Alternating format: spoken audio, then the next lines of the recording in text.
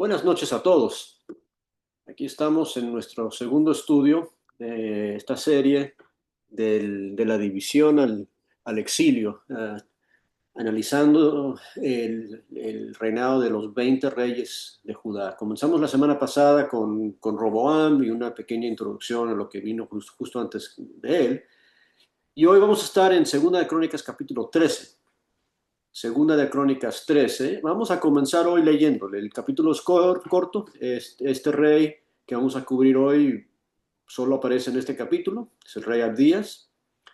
De hecho, el último versículo del 12 dice que durmió Roboam con sus padres, fue sepultado en la ciudad de David y reinó en su lugar Abdías, su hijo. Acuérdense que en la promesa hecha a David, um, el abuelo de Roboam, es que nunca le iba a faltar un heredero de sentarse en el trono en Jerusalén. Y una de las grandes historias en el libro de Segunda de Crónicas es esa, es el pacto, la promesa que Dios hizo y cómo Dios cumple la promesa a David, a pesar de que muchos de los reyes que están en el trono merecen ser quitados. Pero Dios los mantiene ahí por la promesa que le hizo a David. Um, bueno, si alguien puede abrir su micrófono, por favor, y ayudarnos con la lectura, vamos a leer el capítulo 13 enterito, segunda de Crónicas 13. Segunda de Crónicas, capítulo 13. A los 18 años del rey Jeroboam, reinó Abías sobre Judá y reinó 3 años en Jerusalén. El nombre de su madre fue Micaía, hija de Uriel, de Gaabas, y hubo guerra entre Abisis y Jeroboam.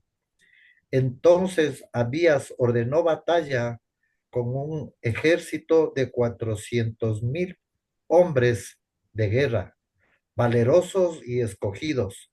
Y Jeroboam ordenó batalla contra él con 800,000 hombres escogidos, fuertes y valerosos.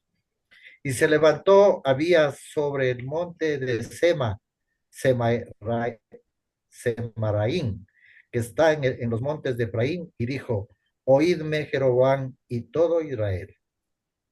¿No sabéis vosotros que Jehová Dios de Israel dio el reino de David sobre Israel para siempre, a él y a sus hijos, bajo pacto de sal?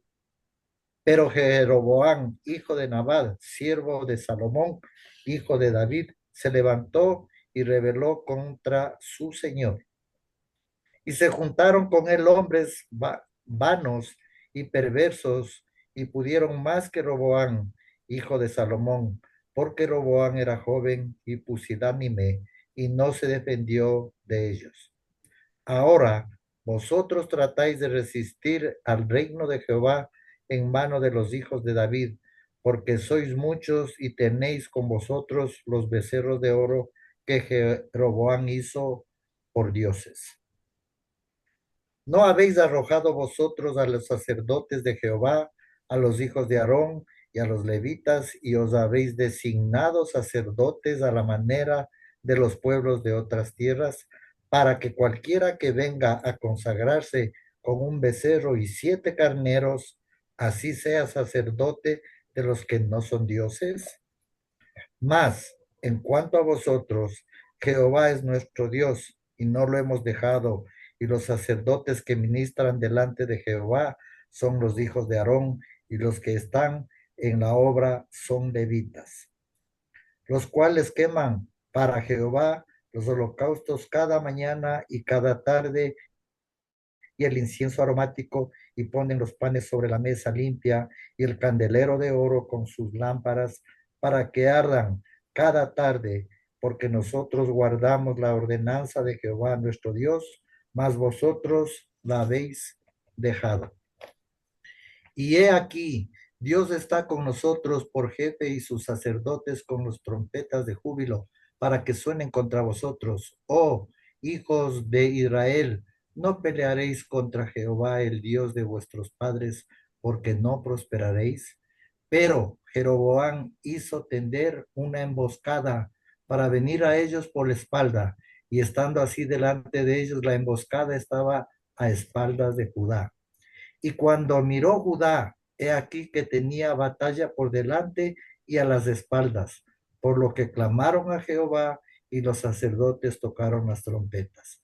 Entonces los de Judá gritaron fuerza y así que ellos alzaron el grito, Dios desbarató a Jeroboam y a todo Israel delante de Abías y de Judá. Huyeron los hijos de Israel delante de Judá y Dios los entregó en sus manos. Y Abías y su gente hicieron con ellos una gran matanza y cayeron heridos de Israel 500,000 hombres escogidos. Así fueron humillados los hijos de Israel en aquel tiempo y los hijos de Judá prevalecieron porque apoyaban en Jehová el Dios de sus padres. Y siguió Abías a Jeroboam y lo tomó a algunas ciudades en Betel con sus aldeas, Gesanas con sus aldeas y a Efraín con sus aldeas. Y nunca más tuvo Jeroboam poder en los días de Abías y Jehová lo hirió y murió. Pero Abías se hizo más poderoso, tomó 14 mujeres y engendró 22 hijos y 17 y 16 hijas. Y los demás hechos de Abías, sus caminos y sus dichos están escritos en la historia de Ido profeta. Ok, muchas gracias, hermano. Bueno, aquí tenemos una historia relativamente corta. El relato concerniente a Abías es corto y graba un solo evento. Y es un buen evento. Nos encantan las historias donde Jehová gana la batalla y Dios gana la batalla en esta historia. Uh, Hay cosas muy interesantes que vamos a ver eh, no son tan obvias en la primera leída, en la primera pasada al pasaje. Pero vamos a tocar un poquito los detalles. Nos dice en el versículo 1 y 2 que este rey Abías reinó 3 años, que no es mucho tiempo. Su papá Jeroboam reinó 17 años. Y de hecho, acuérdense que durante el reinado de su papá es cuando se dividió el reinado. Entonces Jeroboam fue el rey en Judá, en Jerusalén. Él duró 17 años y Jeroboam, que es quien se llevó las 10 tribus y formó el reinado del norte en Israel, él reinó 22 años. ¿Okay? Entonces casi parejos. Si sumas a estos dos, a Roboam y a su hijo, ellos más o menos son el equivalente al tiempo que reinó Jeroboam. Y ese detalle es importante que lo vamos a ver un poco más adelante. Um, pero dice también el versículo 2 que durante todo este tiempo había guerras. Había guerras entre Abías y Jeroboam. En sus 3 años se la pasó peleando con el reinado del norte. Y también leemos en Reyes lo mismo que su papá pasó lo mismo. Todo su reinado se la pasó peleando con Jeroboam en el norte.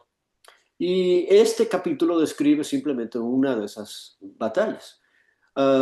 Y es una batalla de las que nos gustan leer en la Biblia, ¿verdad? Que son eh, pocos contra muchos, ¿verdad? Aquí dice que los de Judá tenían 400,000 y los de Israel tenían 800,000, más que el doble. Uh, y la mayoría del capítulo es un discurso que el rey Abías se para en un monte, en el monte Semaraim, y dicta este discurso en el cual le dice básicamente a Jeroboam y a los soldados de Israel por qué es que ellos van a perder. Y si analizamos ese discurso, yo veo cinco razones que él da por las cuales ellos no van a poder ganar. ¿Ok? Y vamos a ver cada uno. En el versículo 5 es el primero. El versículo 5 le dice, no sabéis vosotros que Jehová Dios de Israel dio el reino a David sobre Israel para siempre, a él y a sus hijos bajo pacto de sal. ¿Okay? Entonces, la primera razón que el reinado del norte no va a ser exitoso, según Abías, es porque Dios hizo un pacto con David. O sea, ellos no van a poder venir y tumbar el reinado del sur, no van a poder quitar el descendiente de, de David del trono, no van a poder tomar posesión del reinado del sur, porque Dios hizo un pacto con David. Y usa una frase interesante ahí que vamos a comentarla un poquito por si tienen curiosidad. Cuando dice pacto de sal, esa frase no aparece mucho en el Antiguo Testamento, aparece solo un par de veces, además de esta. Y si les interesa, pueden leer o podemos leer Levítico 2.13, dejen ahí el dedo en Crónicas porque vamos a volver, pero en Levítico 2.13, las instrucciones a los sacerdotes cuando están preparando los sacrificios, dice, sazonarás todo con sal, las ofrendas que presentes, y no harás que falte jamás de tu ofrenda la sal del pacto de tu Dios, en toda ofrenda tuya ofrecerás sal. O sea, la sal era parte del sacrificio, era parte de lo que hacía el sacrificio uh, a Dios aceptable. Y en Números 18-19 es el otro lugar donde lo vemos. Dice, todas las ofrendas elevadas de las cosas santas que los hijos de Israel ofrecieran a Jehová, le has dado para ti, para tus hijos y para tus hijas contigo, por estatuto perpetuo. Pacto de sal perpetuo es delante de Jehová para ti y para tu descendencia contigo. Entonces, la idea de un pacto de sal es una idea de un pacto duradero. Sabemos que sal es algo que es un preservativo. Entonces, la idea aquí es que un pacto de sal es un pacto que no se va a vencer. Y el pacto, de hecho, el pacto que Dios hizo con David, si se acuerdan, lo leímos la semana pasada, es que nunca le iba a faltar un descendiente y que un descendiente de él iba a ser rey para siempre, para siempre. Y para siempre es para siempre no es 10 generaciones, ni 20 generaciones, ni 100 generaciones, no. Para siempre es para siempre. Y sabemos que la culminación de esa promesa es cumplida en Jesús, ¿okay? Que es el rey hasta hoy. Um, y entonces sí, es cierto, o sea, cuando Abías le dice a Jeroboam y sus soldados que no les van a poder ganar porque Dios le hizo una promesa a David, eso es cierto, eso es real. Um, la primera razón que no pueden ganar. La segunda razón que él da viene en los versículos 6 y 7, regresando ya a Crónicas 13. Versículos 6 y 7 dice, pero Jeroboam, hijo de Nabat, siervo de Salomón, hijo de David, se levantó y rebeló contra su señor, y se juntaron con él hombres vanos y perversos, y pudieron más que Roboam, hijo de Salomón, porque Roboam era joven y pusilánime, y no se defendió de ellos. ¿Okay?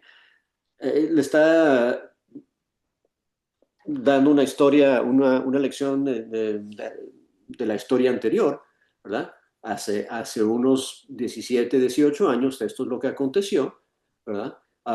Y la segunda razón aquí que dice Abías que no va a ganar es por el carácter de estas personas que vienen en contra de ellos, ¿verdad? Es un rebelde que está rodeado de hombres vanos y perversos. O sea, ustedes son malos y nosotros somos buenos. Es básicamente lo que él está diciendo. Ustedes son malos y perversos y rebeldes y nosotros no. Entonces no nos van a poder ganar. Esa es razón número 2. La tercera razón viene ahí en el versículo 8 y 9. Dice, y ahora vosotros tratáis de resistir al reino de Jehová en mano de los hijos de David, porque sois muchos y tenéis con vosotros los becerros de oro que Jeroboam hizo por dioses. ¿No habéis arrojado vosotros a los sacerdotes de Jehová y los hijos de Aarón a los levitas, y os habéis designado sacerdotes de la manera que los pueblos de otras tierras, para que cualquiera venga a consagrarse con un becerro y 7 carneros, y así sea sacerdote de los que no son dioses? Fíjate lo que está diciendo. O sea, la otra razón que ustedes no van a ganar es porque llegaron aquí con su becerro de oro y con sus falsos sacerdotes de esos becerros. O sea, por su idolatría y por la corrupción de su sacerdocio. Acuérdense que cuando Jeroboam formó el nuevo reinado del norte, lo primero que hizo es que fundió 2 becerros de oro, ¿verdad? Y estableció un nuevo sacerdocio para esa nueva religión que él inventó. Y los levitas, que les interesaba servir bien a Dios, se fueron se regresaron, huyeron del reinado del norte y se fueron a Judá para servir a Dios en el templo. Y Abías está reconociendo eso. O sea, ustedes no nos pueden ganar porque tienen falsos dioses y falsos sacerdotes.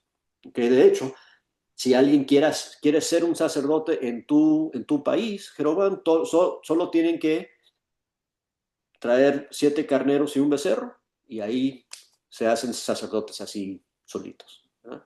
Esa no es la forma que Dios estableció. Entonces, esa es la tercera razón que no van a ganar es por su corrupción religiosa y su idolatría. La cuarta razón viene en el capítulo 13, versículos 10 y 11.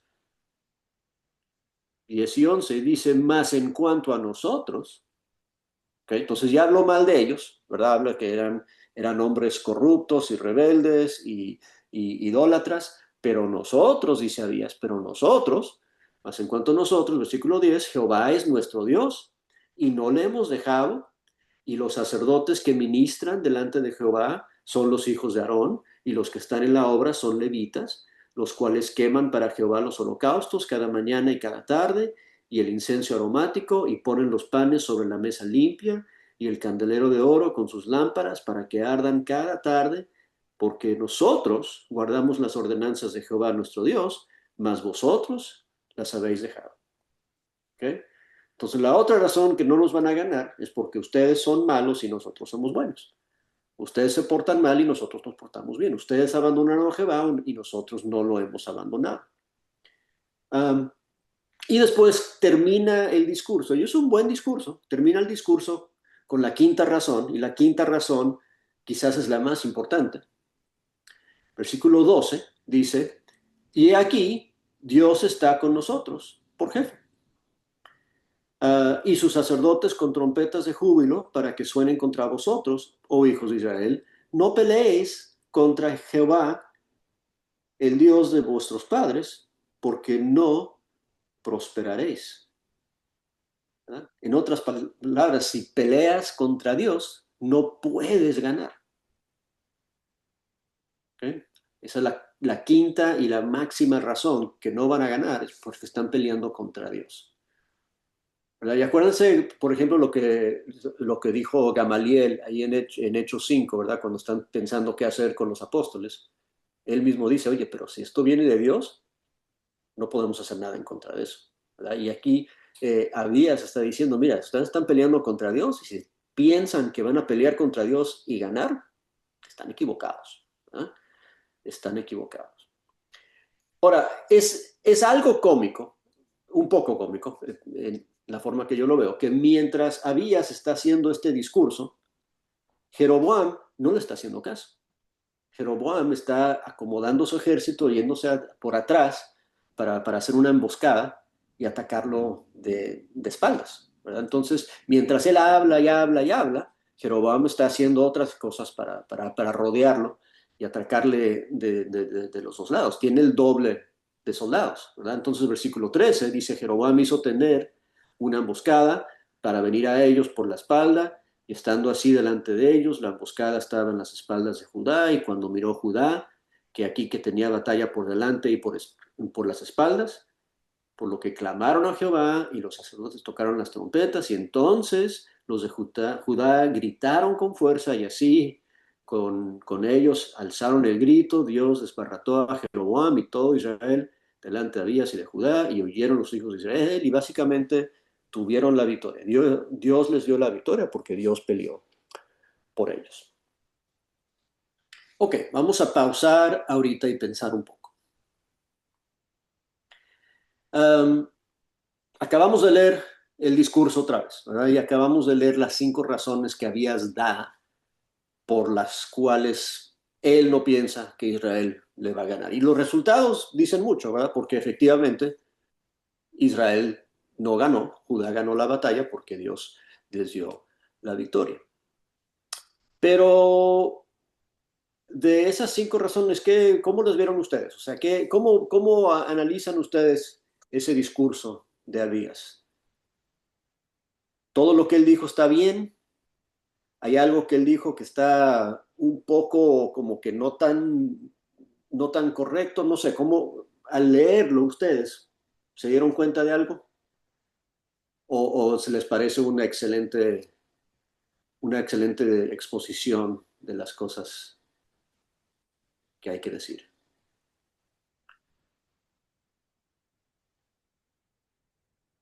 El, bueno, voy a intervenir.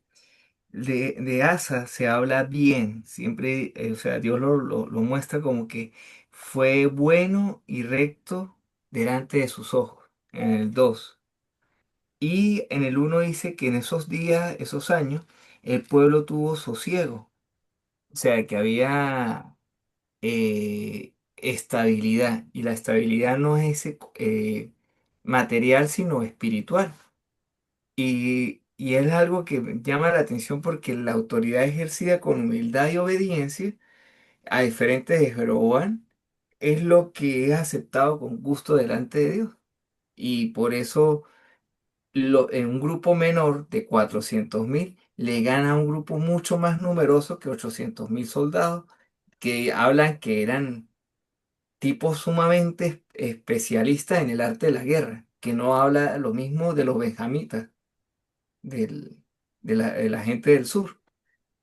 Y es que tiene que ver con la vida espiritual realmente, porque ellos a pesar de que Roboam se había engrandecido y era arrogante, ellos permanecieron humildes y se sometieron porque venía de la voluntad de Dios.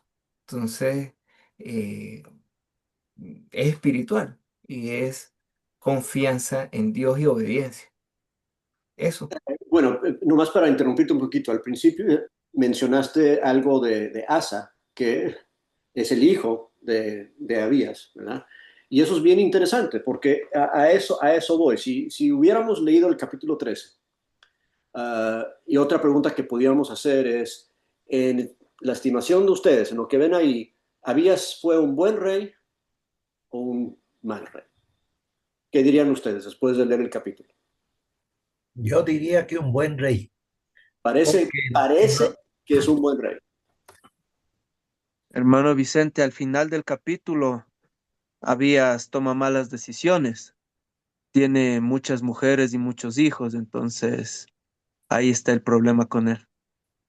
Quizás, pero esta batalla Dios le dio la victoria antes de eso. Y eso es otra cosa interesante, y todo eso lo estoy diciendo porque lo que pasa es que muchas veces la tendencia que tenemos como seres humanos es hacer nuestra evaluación en base a lo que se ve, en la superficie. Una de las cosas que nos damos cuenta al leer Reyes y Crónicas es que Dios casi siempre te dice si el rey fue bueno o mal. Y si el rey fue bueno, él habla de su corazón y que hizo las cosas o que andó en los caminos de su padre David, ¿verdad? Ahora, es bien interesante, acabamos de leer el capítulo 13. En ningún momento él dice el texto que Abías fue rey bueno, recto de corazón y que caminó en los pasos de su padre David. No lo dice. Ahora, interesantemente, lo mencionó Ender, de Asa sí lo dice. Lo que vamos a estudiar en el próximo estudio sí lo dice de Asa, pero de Abías no lo dice. Entonces, Abías puede hacer un buen discurso y de hecho, Abías tiene buenos razonamientos y buenos argumentos, pero acompáñenme un momentito a Primera de Reyes, capítulo 15.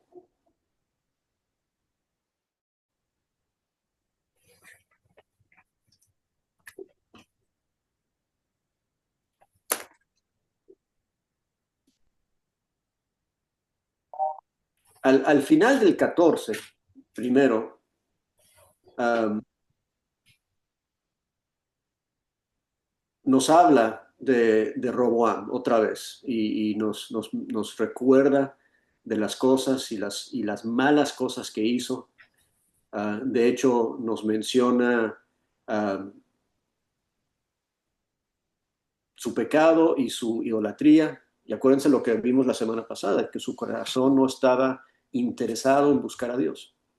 Llegamos al capítulo 15 de Primera de Reyes, y esto es lo que leemos en los primeros 8 versículos. Dice, en el año 18 del rey Jeroboam, hijo de Nabat, Abiam, aquí en Reyes le llama Abiam en vez de Abías, pero es el mismo, comenzó a reinar sobre Judá, reinó 3 años en Jerusalén, el nombre de su madre fue Maca, hija de Abisalom, No, en todos los pecados que su padre había cometido antes de él. Y ahí nos lo dice claramente. Mira el versículo 3 otra vez. Anduvo en todos los pecados su corazón perfecto con Jehová su Dios, como el corazón de David su padre. Mas por amor a David, Jehová su Dios le dio lámpara en Jerusalén, levantando a su hijo después de él y sosteniendo a Jerusalén. ¿Ok? Entonces, otra vez, cuando leemos la historia de Victoria en Segunda de Crónicas, aquí nos dice el por qué, ¿verdad? Dios ahí no está peleando por Abías, Dios está peleando por David, ¿verdad? Porque Abías no tenía corazón perfecto, Abías anduvo en todos los pecados de Roboam, no se portó como David, ¿verdad?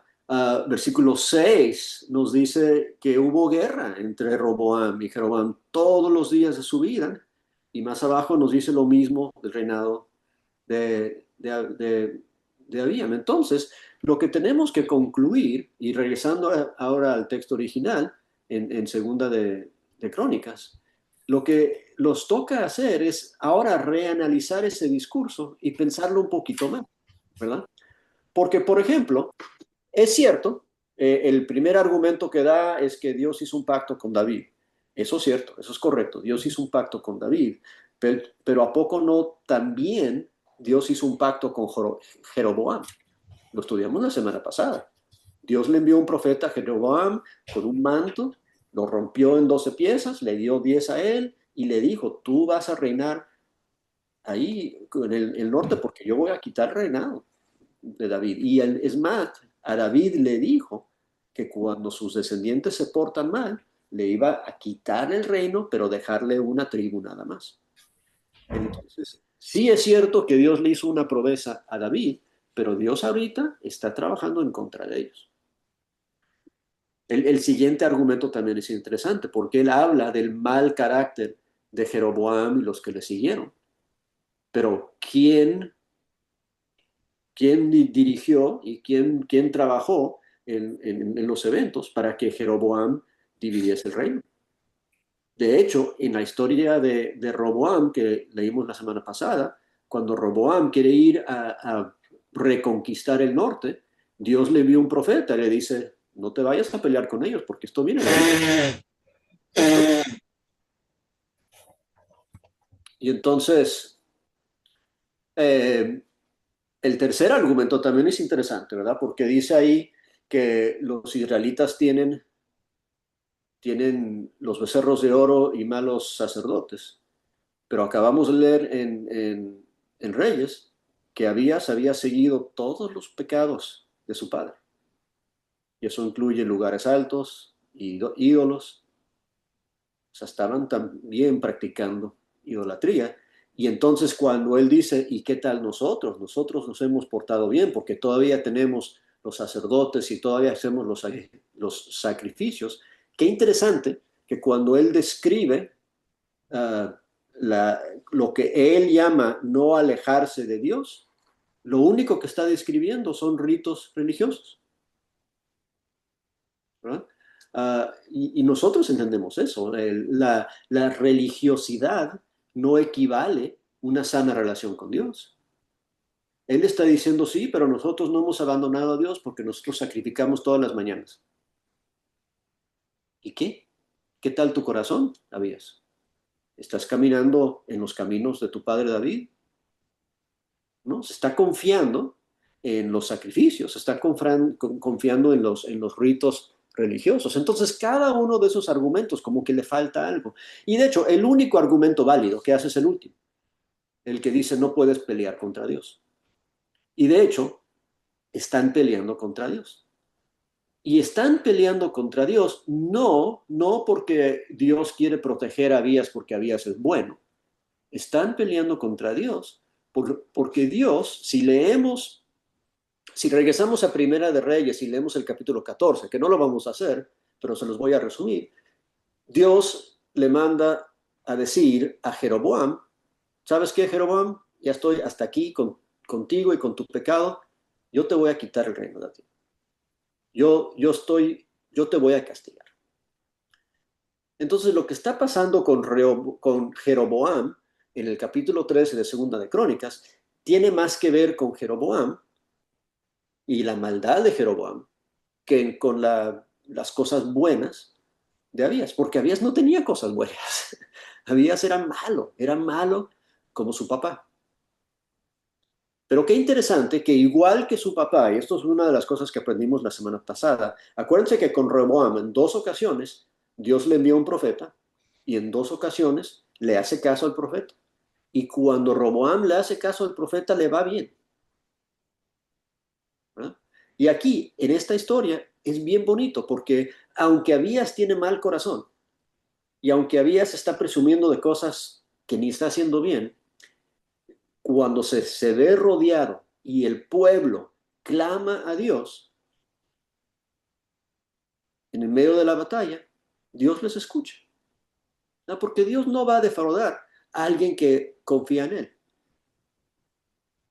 Y eso es bueno saber que si yo puedo tener una vida de muchos errores, pero siempre es una buena decisión confiar en Dios. Siempre vale la pena confiar en Dios.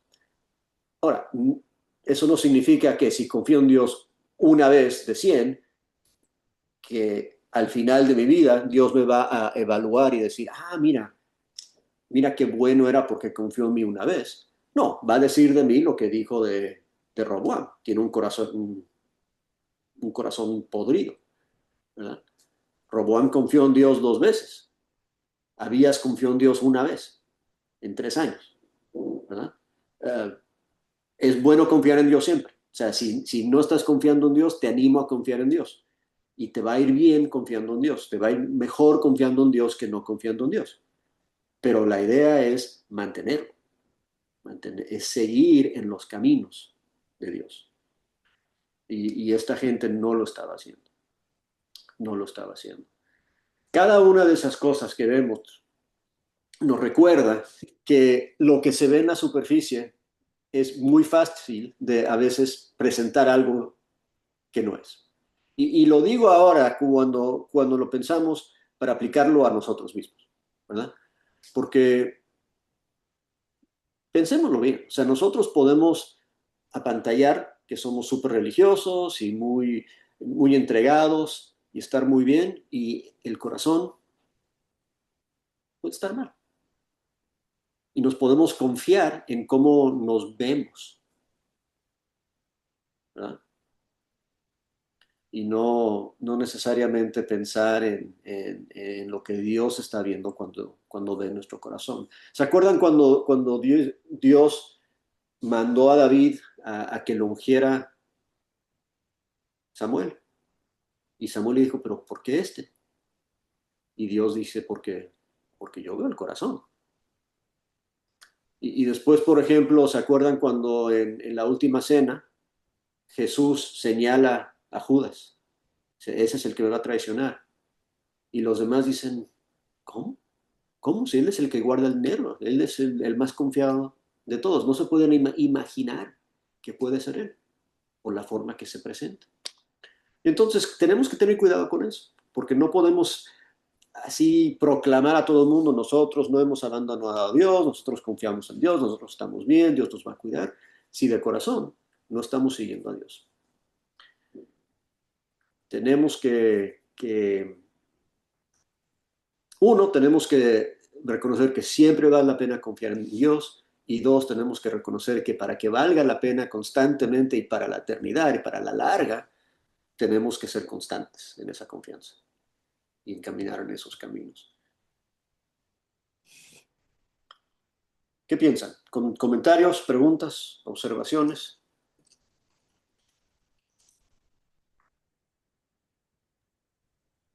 A mí el discurso me recordó mucho la parábola del fariseo con el publicano. Mm, Como yo, y el otro no. Y por eso vamos a ganar. sí. Y es interesante porque él no ganó porque ellos son buenos. Ujú. De hecho, no son buenos. Ajá.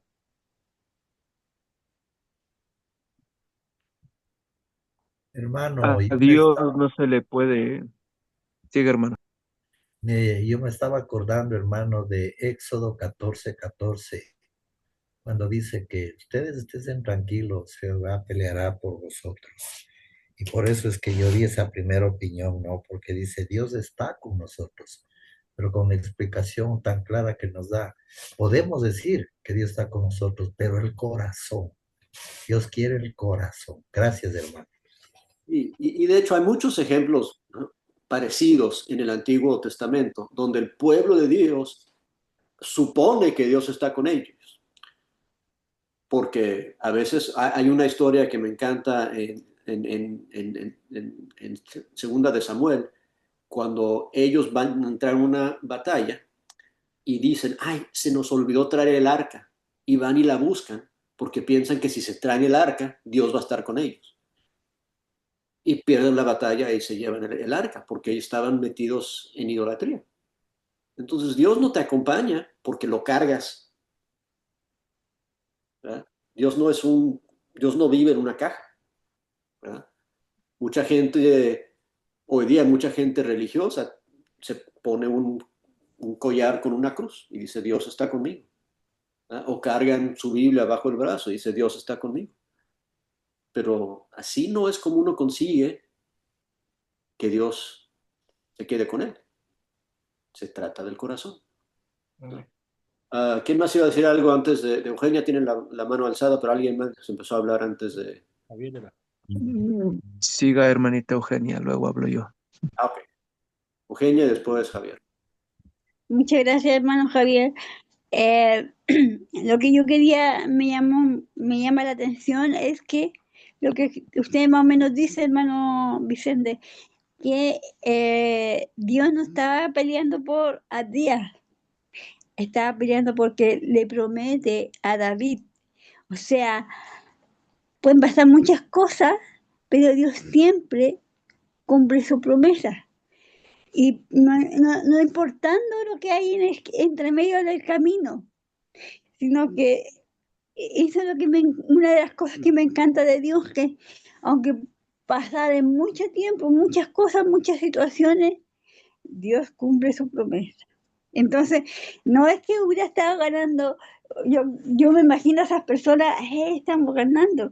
¿Qué? Estaban ganando, sí, pero por, para cumplir la promesa a David, no a este otro rey. Eso. Eso. Y bueno, de hecho, Dios está cumpliendo la promesa a David y Dios también está trabajando las cosas de Dios en cuanto a Jeroboam. A veces se nos olvida, a veces pensamos que nosotros somos el centro del universo de Dios, ¿verdad? Y que todo lo que Dios hace tiene que ver conmigo. Y ese fue el caso de ellos. Ellos pensaron aquí, Dios me tiene que defender y Dios tiene que hacer esto. No, Dios no tiene que hacer nada. Dios es Dios. Dios hace lo que Dios quiere hacer y Dios tiene sus planes, ¿verdad? Y Dios está haciendo lo que está en su cabeza y lo que es su voluntad. Y en esta ocasión le tocaba perder a Jeroboam porque Dios estaba castigando a Jeroboam, igual que estaba manteniendo su promesa a David. El menos interesado ahí fue el Abdías. Esto fue porque Dios estaba haciendo la voluntad de Dios, no la voluntad de Abdías. Javier y después Chicho.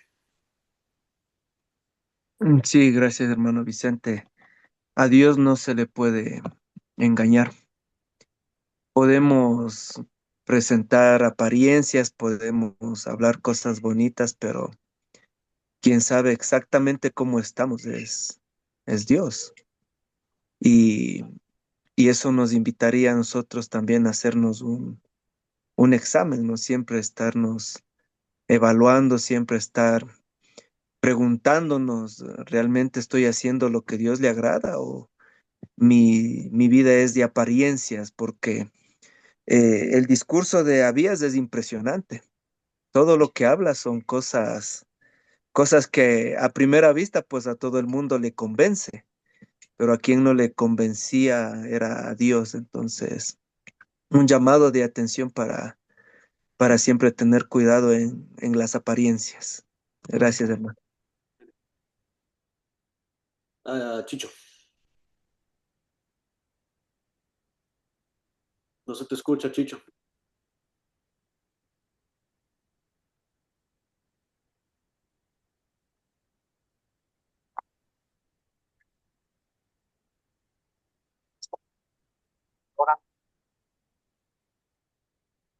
Poquito. Ahora, Ahora sí. ok, que no he tenido buena conexión hoy. Hay varias cosas que me llaman la atención. Bueno, la diferencia que hay entre Reyes y Crónicas respecto al relato, ¿verdad? Son perspectivas de diferentes personas escribiendo, obviamente, según las condiciones también del tiempo. El, y lo que hemos estado hablando, ¿verdad? Dios siempre va a pelear a su favor o va a dar la victoria a su favor. Incluso cuando leemos de Acab, un rey muy malo, y Dios le otorga la victoria ante los sirios también en batalla. Acab logra ser grande militarmente, pero, o sea, Dios le está demostrando, mira, es por mí, no es por ti. Entonces, cuando Reyes me dice que fue malo, ¿verdad? Que siguió los pasos de Robán. Robán quiso ir a la batalla también contra Israel y Dios le dijo que no lo hiciera. Obedece ahí, pero ver cómo Dios tiene una forma perfecta de actuar y cómo Él siempre va a proteger su pueblo. O sea, Dios está protegiendo su pueblo. Incluso ahí menciona que la historia está escrita en Ido el profeta, están en los escritos de Ido el profeta. Lamentablemente hay mucha información que no tenemos de los relatos de las escrituras que nos ayudarían tal vez a entender un poquito más ese contexto, pero lo que tenemos sí nos ayuda a reconocer esa grandeza de Dios y igualmente, o sea, situaciones en las que nosotros estemos hoy día, sabemos que por más difícil que sea, pues la victoria siempre la va a otorgar Dios y es lo importante que nosotros reconozcamos esa bendición que nosotros podemos tener de parte de Él como sus hijos. Amén. Excelente, excelente, muy bien. ¿Alguien más?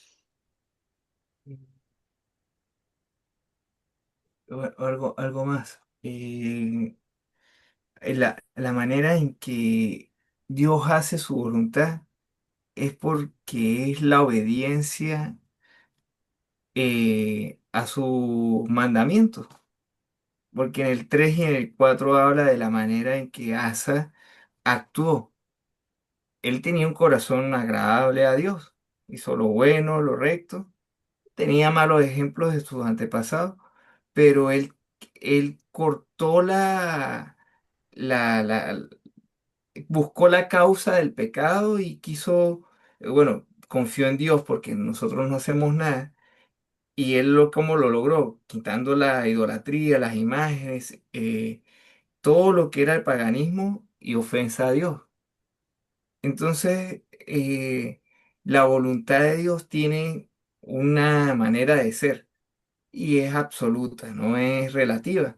Entonces, Dios sí ve el corazón del ser humano y la obediencia a Dios debería ser absoluta.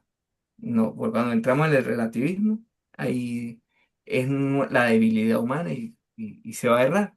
Y ambos hombres estaban en esos cargos, en esos momentos, por voluntad de Dios. Eso. Eso es. Ok, vamos a dejarlo ahí. Les voy a recomendar un pasaje a leer, Deuteronomio 9, del 1 al 10 más o menos.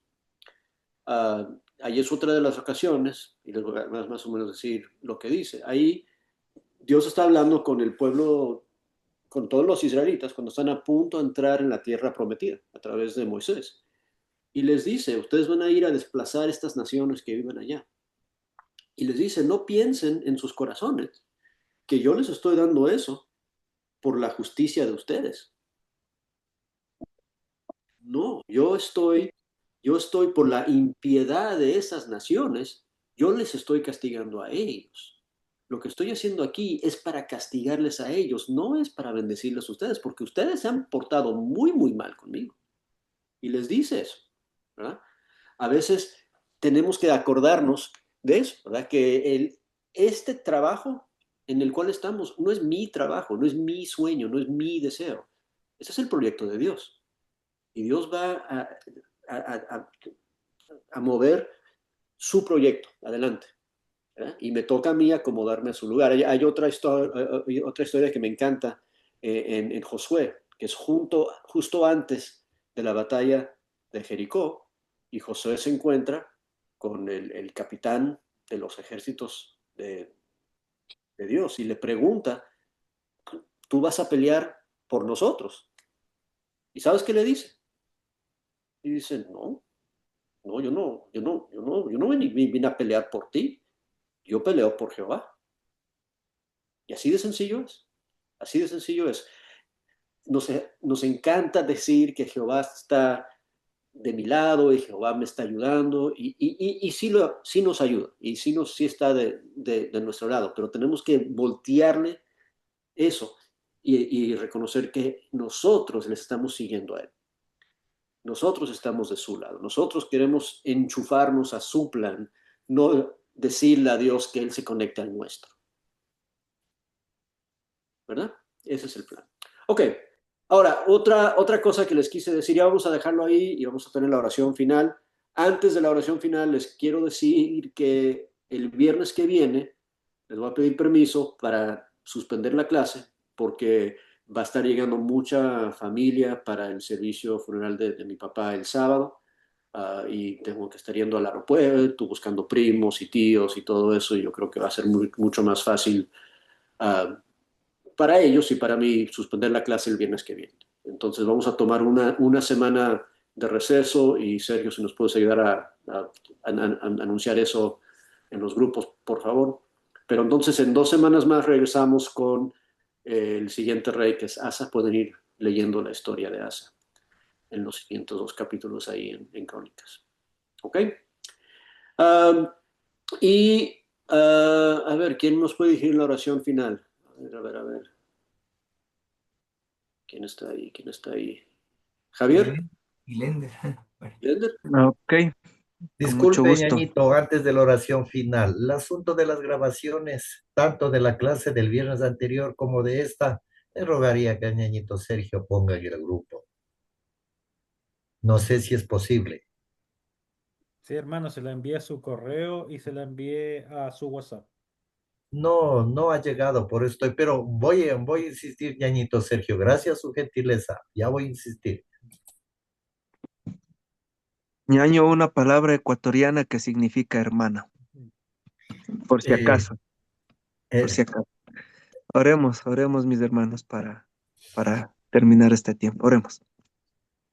Te damos las gracias, eterno Padre, por el privilegio tan grande que tenemos de estar en tu presencia, mi Dios.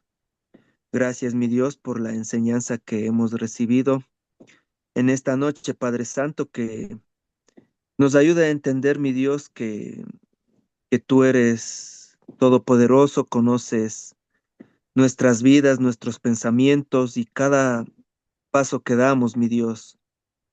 Y en base a ello, Padre, ayúdanos a tener muchísimo cuidado y hacerte fieles a ti, mi Dios.